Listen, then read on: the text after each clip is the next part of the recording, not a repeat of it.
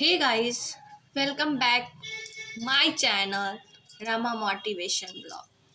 तो गाइस, स्वागत है आपका मेरे चैनल में रमा मोटिवेशन ब्लॉग पर। थोड़ा गाइस, ये मेरी स्टार्टिंग ब्लॉगिंग है ना, तो थोड़ा मुझे बोलने में और फील हो रहा है।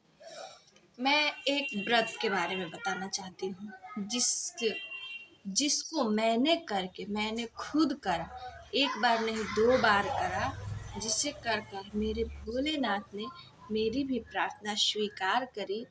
और मैंने जैसे करी वैसे आपको शेयर करना चाहती हूँ। क्या पता अगर आप भी सोच रहे हैं उस व्रत को करने के लिए और आपकी भी कुछ मनोकामनाएं हैं, तो मेरे भोलेनाथ से ही प्रार्थना है, हे भोलेनाथ मेरे जितने भी फ्रेंड हैं, मेरी सब्सक्राइबर हैं, उनकी भी प्रार्थना आप स्वीकार करना। तो मैं उस व्रत के बारे में बताना चाहती हूँ, पशुपति व्रत के बारे में, जो मैंने करा था। तो उस व्रत में क्या करना होता है, हमें ऐसा माना जाता है कि ये जो व्रत होता है ना, काफ़ी फलदायक होता है और इसका फल आपको मिलता ही मिलता है। बस एक चीज़ आपको याद रखनी होगी, आपको जो भी करना है, जैसा भी करना है, कोई भी त्रुटि भी हो, आपको ये विश्वास रखना है कि मैं जो कर रही हूँ अपने दिल से कर रही हूँ, अपने मन से कर रही हूँ, और इसमें कोई भूल हो तो भोलेनाथ प्लीज़ क्षमा करना मेरे भूल को और मेरे भी व्रत को सफल बनाए। ये चीज़ आपको सबसे पहले याद रखना है। ये नहीं सोचना है कैसे करते हैं, क्या करते हैं। बहुत से लोग बोलते हैं ये नहीं करते, वैसे नहीं करते, ऐसे करने से ये हो जाता है। दोस्तों, दीदी, बहन, भाभी, माँ, मेरी बात का यकीन करो, इसमें डरने वाली कोई बात नहीं है। ऐसा आप अपने दिमाग में रखना ही नहीं कि इसमें कोई गलत हो जाए तो भोलेनाथ रुष्ट हो जाए, क्योंकि पिताश्री बाबू चाहे जितना भी नाराज है, बेटी हो या बेटा, एक बार माँ या पापा कह के बुलाए, उनकी नाराज़गी दूर हो ही जाती है। तो मैं चलिए इस व्रत के बारे में मैं आपसे शेयर करना चाहती हूँ। जब मैं ये व्रत करी थी, तो क्या इसमें होता है कि आप नॉर्मली जैसे सोमवार का व्रत करते हैं, ऐसा माना जाता है कि इस व्रत को सावन में नहीं करना चाहिए, क्योंकि सावन में लोग तो सोमवारी का व्रत करते हैं। और एक व्रत आप सोचें कि सोमवारी का भी व्रत हो गया और मेरा पशुपति व्रत भी हो गया, तो दोस्तों ऐसा नहीं होता है। आप सावन के बाद कर सकते हैं या जब भी आपके दिल में इच्छा हो। इसमें करना क्या होता है दोस्तों, इसमें 5 सोमवार आपको व्रत भूखनी होती है। आप पहले सोमवार के दिन जाइए, सबसे पहले अपना जो भी क्रियाकलाप है, नहाने धोने के बाद आप जाइए मंदिर में, जो भी पूजा की सामग्री है, अगर पूजा की सामग्री में क्या रखना है, क्या नहीं रखना है, इसके बारे में अगर आपको जाननी है तो आप कमेंट कर सकते हो। आप जाइए भोलेनाथ के दरबार में, भोलेनाथ के दरवाजे पे जाइए, उनको प्रणाम कीजिए, पूजा कीजिए। इसकी सबसे ख़ास बात ये होती है, जो शाम के समय 5 दीपक जलाए जाते हैं, वो बहुत इम्पोर्टेंट होता है दोस्तों। तो आपको दीपक जब भी जलानी है, घी का दीपक ही जलाना है। आप पूजा करके आइए, आपको 6 दीपक बनानी है, 6 दीपक लगानी है, 6 दीपक। शाम को प्रसाद बनाइए।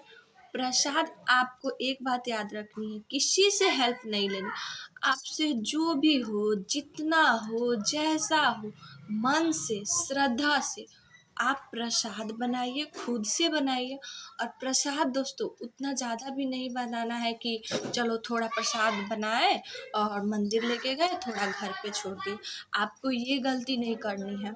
आपको प्रसाद उतनी ही बनानी है जितना आप मंदिर लेकर जा सको। थाल में प्रसाद रखिए, 6 दीपक लीजिए और आप जल ले लीजिए, और पूजा की थाल जो आपने सुबह लगाई थी, जैसे सजाई थी, जैसे पूजा करके, वैसे ही आपको रखना है।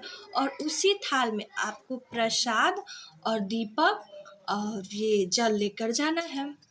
तो उसके बाद से जाइए, आप पहले पूजा कीजिए, ऐसे तो अधिकांश मंदिरों में शाम के समय पूजा हो जाती है, लेकिन अगर मंदिर छोटी हो या बड़ी बड़ी बड़ी मंदिरों में तो हो जाती है, लेकिन छोटे मंदिरों में नहीं होती है।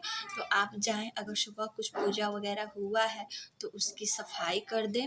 सफाई करने के बाद आपको सबसे पहले 6 दीपक लगाना है, आपको बस ऐसे सजा के रख देना है।